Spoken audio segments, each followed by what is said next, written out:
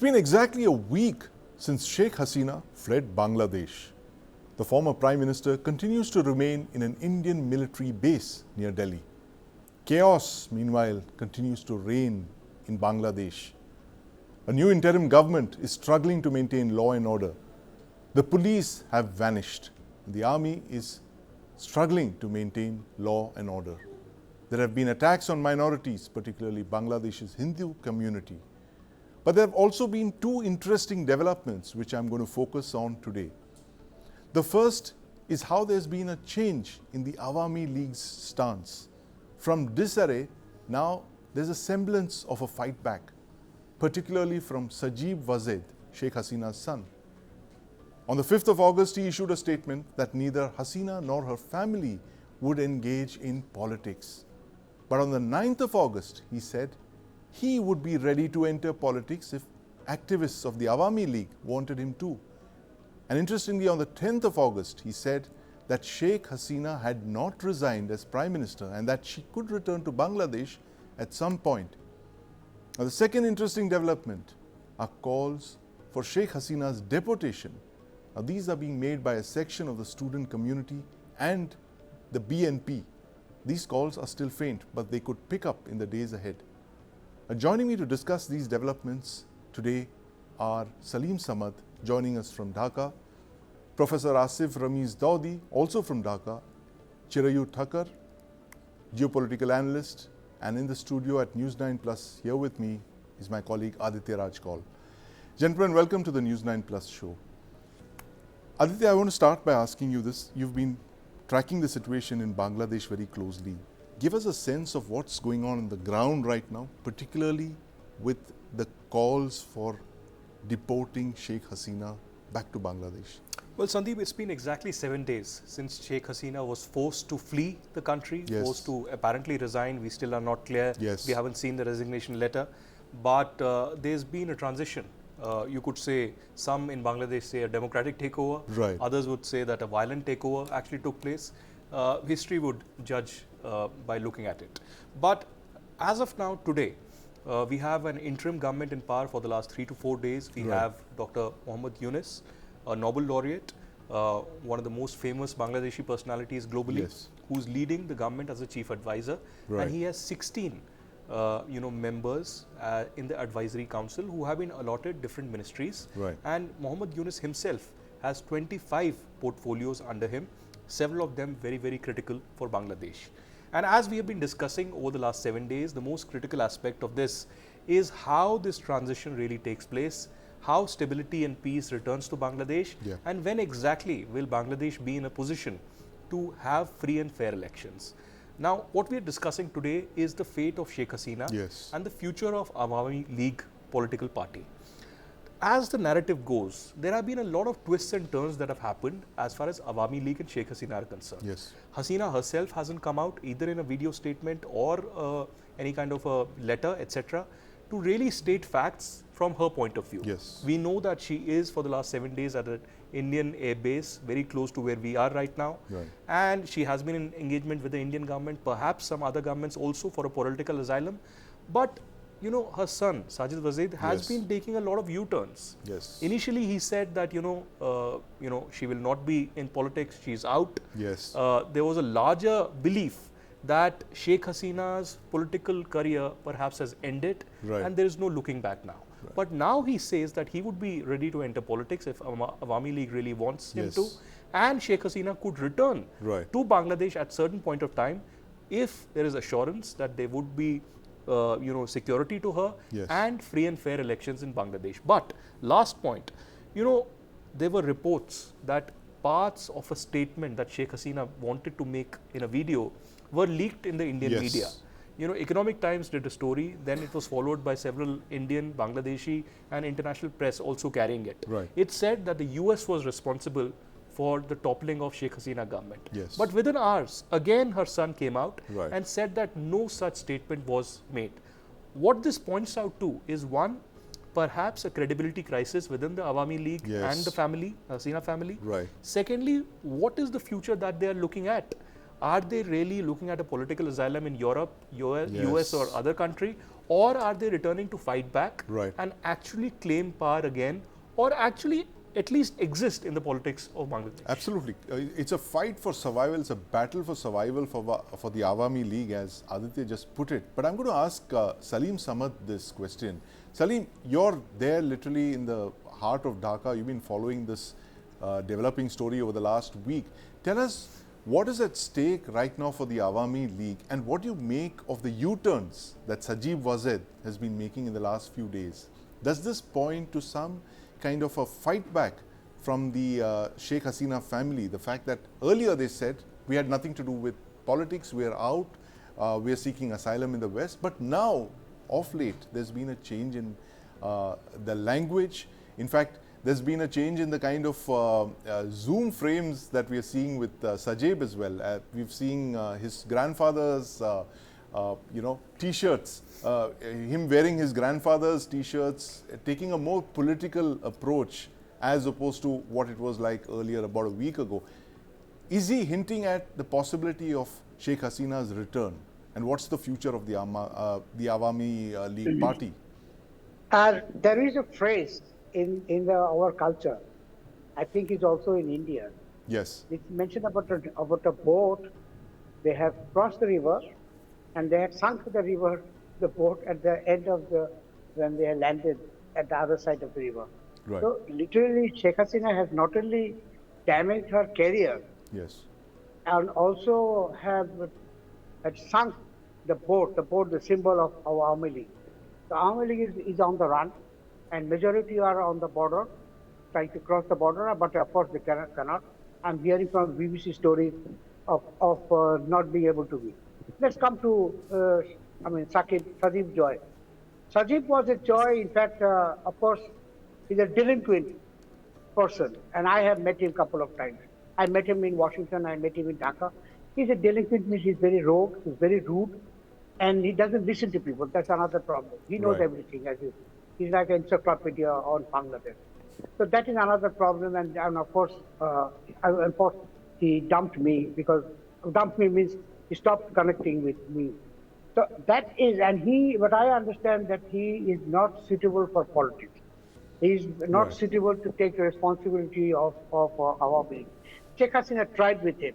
Sheikh Yes. Hasina had made him make a tour of Bangladesh, a different district town. He was a so-called chief guest, blah blah. But his deliberation was also very was not appealing to the people. Of course, Right. they admire.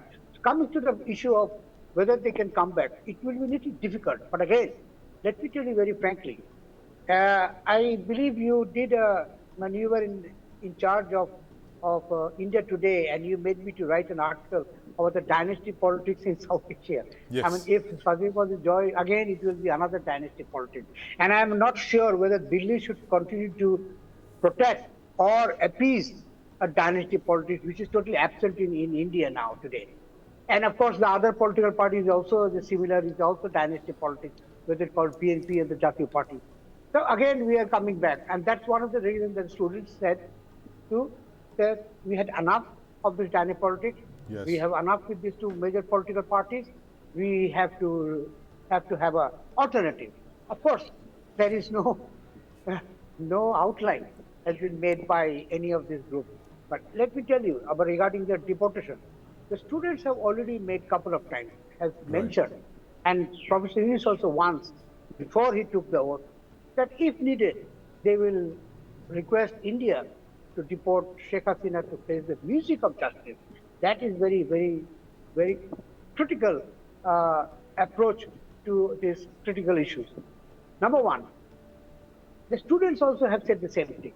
The foreign minister or the foreign advisor just took a oath, and for the first time in his office also mentioned, if the law department or the Ministry of Law, they prosecute her, then they will definitely request India to deport her. If she is deported, don't expect that she will be at the airport and millions of people will be waving hands and saying Joy Bangla. She will be straight taken to the prison for face the justice. And like what has happened in Pakistan with Zulfikar Ali Bhutto, the similar fate will be with Hasina. And I think she's a spent fuel. And Right, India has possibly understood right. that they had enough. So they have literally kept her in that base, which is a sort of like a house arrest. She's not allowed to go outside their base, not meet people, friends that he had in Delhi during the last, when she was in exile.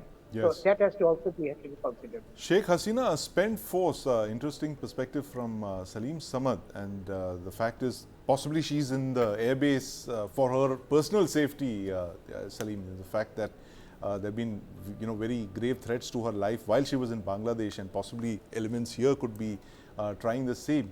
But I want to ask Professor Asif Rameez this question now of the future of the Awami League, particularly under Sajeeb Wazed. If he chooses to take over the party, Saleem seems to suggest that he's not cut out for politics. In fact, that's the sense that we've also been getting here for the last couple of years. But could things really change now, given the fact that it is literally survival for a party that was founded by Sheikh Mujibur Rahman in 1949 and played a very critical role in Bangladesh's independence movement in 1971? Professor Rameez? Very true. In fact, when you talk about the future of Awami League, especially under the leadership of Sajeeb Wazed, I don't see anything as of now. In fact, they are trying to survive. It's the fight for survival, Yes. and they have fallen into to the extent that bouncing back at this juncture, at this point of time, is not possible. We remember, you mentioned about 1949. We remember 49 years ago, on 15th of August, how his father, was assassinated or killed. And chun chun ke marne wali jo Yes, baat yes. hoti hai, Grandfather, his grandfather. Yes. Grandfather, yeah. Chun chun ke marne ki baat.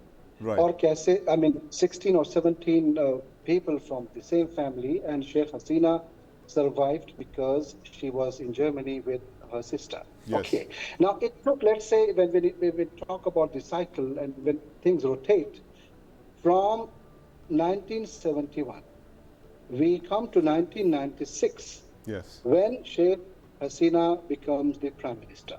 Right. So that's almost, let's say 20 years or 2 decades. Yes. Here, the thing, it's almost the same situation, but the difference, what I see here is it's from the public, people in democracy. Yes. When there are some sort of, protest of this sort, it's really very alarming. And Right. that's the reason she had to leave that country. Right. Initially, when I talked about 1975, Right. that time it was kind of official killing, you can say, like Yes. by the army or military. But this time there is a support, but it was from the public, people. Right. So it will take time.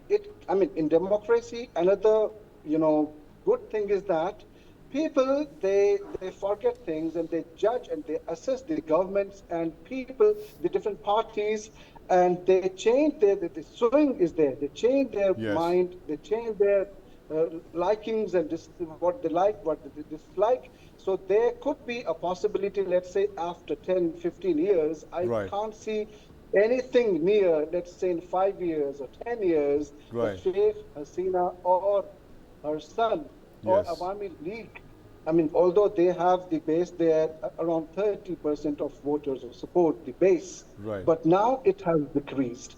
Now, after this situation, when everybody was trying to escape or save his or her own life belonging to that particular party, it's very difficult. We have seen, Mr. Saleem quoted about Pakistan situation. We know about Nawaz Sharif's situation, and he Yes. is the Prime Minister, Shahbaz Sharif, Nawaz Sharif's family. So now here the situation is like, even if we think about, fighting back, Yes. they are not in a position at this moment to even fight, to even stand up well. Right.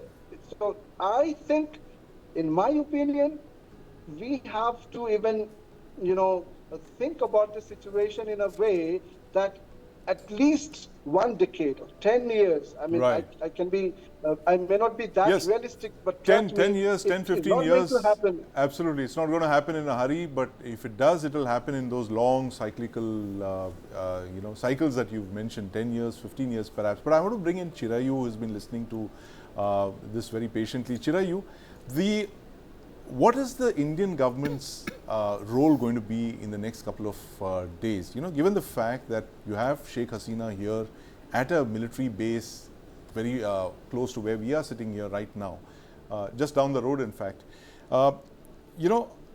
Does it make a rapprochement with the new regime in Bangladesh that much more difficult, given the fact that you're sheltering someone who's not very popular in Bangladesh right now, but could also be critical for a future dispensation? As Professor Rameez mentioned, that who knows, 5 years down the line, the people might have a rethink on the government of the day and say that, hey, listen, we want the Awami League back. Possibly just as the people of Iraq felt after Saddam Hussein was, deposed and murdered. What's your take on this, Chirayu? Sandeep, good afternoon, and thank you for having me. I think just yesterday or day before yesterday, I was with you, and Karthikeya was moderating the show. Yes. The ceremony was going live, and I think we discussed the same thing. Yes. You look at Iraq, you look at Afghanistan, and I specifically mentioned Ghani, that there was an anthropologist in Afghanistan, and now we have an economist in Bangladesh. So the situation is not very different. Yes.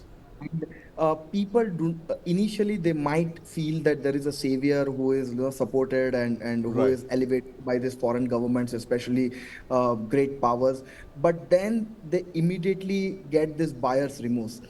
Right. I was also looking at the new cabinet, and they are all civil society members. With all due Yes. respect, they do great things in their own respective societies, but we have seen occasionally civil society members, they do not make good administrators and good politicians. Right. So that's another thing. And immediately, look, if you look at the nature of the protest, there were some students who were there for quota, but apart from that, there were other people who were just fed up of the Hasina government's 15-year rule. There was huge anti-incumbency. Yes. And part of it was that the economic growth that we saw in aggregate numbers, it did not trickle down to the lower half of the pyramid.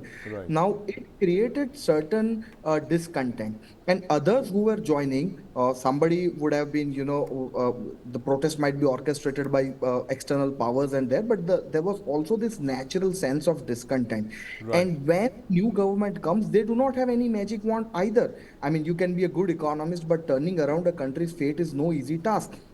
So, God knows what happens in another 18 months' time. And South Asia is no stranger to people, coming again and rising like a phoenix Yeah. from the low. We have seen Indira Gandhi, 2.5 years, everybody was Absolutely. yearning, despite emergency. There's one more thing that I want to add, Sandeep, here.